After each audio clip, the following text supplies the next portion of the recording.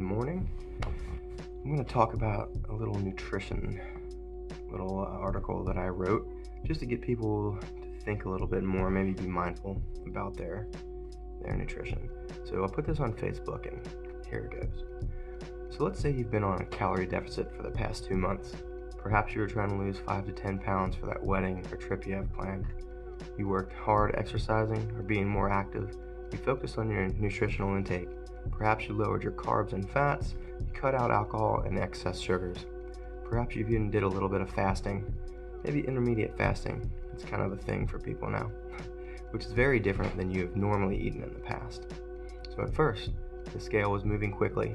You're losing water weight from junk food and alcohol, but then it slowed down. You still kept focused and hitting your workouts and focusing on your food intake. It started to become tougher to hit that weight loss goal, but you did it, so well done. But now, here is why I started to see so many people get into trouble.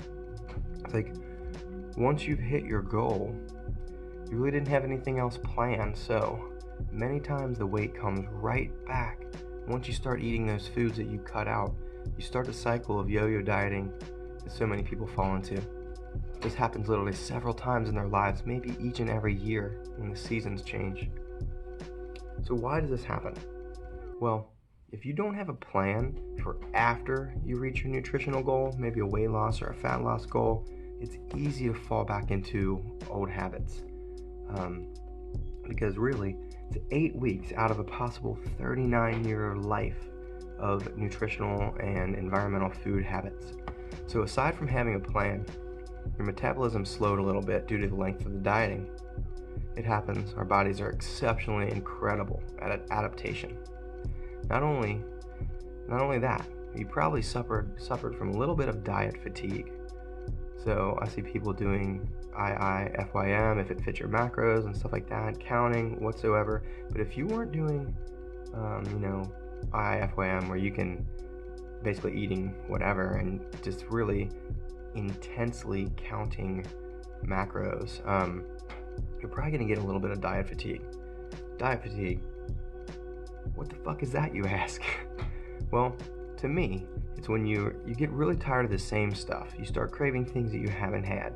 Maybe they were foods or food combinations or ways to prepare food that you haven't used in 8 weeks or so. So like instead of lean beef, some sesame oil with veggies and a cup of cooked brown rice. Carb-wise, macro-wise, you're out. That meal easily becomes large cheeseburger that you haven't had in 8 weeks with 4 times the calories, and you just don't realize it because it starts happening over and over again.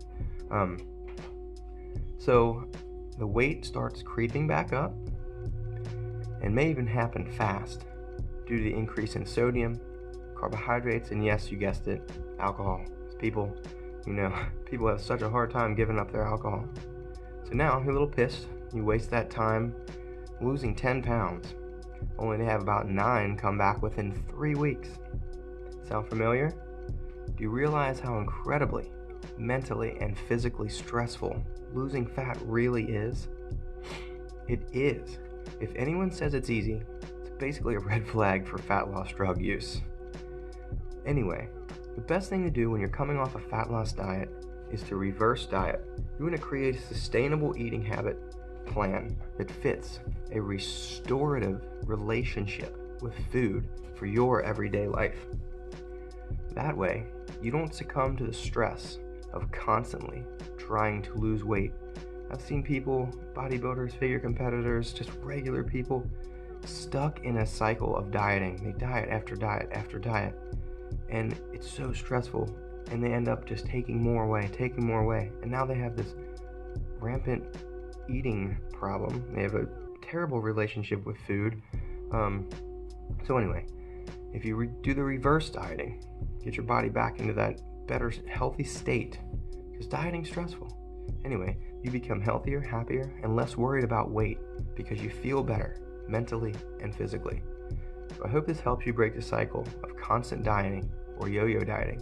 So that's the thing, we're not losing fat just to immediately start bulking and immediately start gaining weight. If someone hits, say, a competition, one of the best things I ever learned from doing competitive bodybuilding was when my metabolism slowed down a little bit from dropping under 2,000 calories, to get to 4.5% body fat.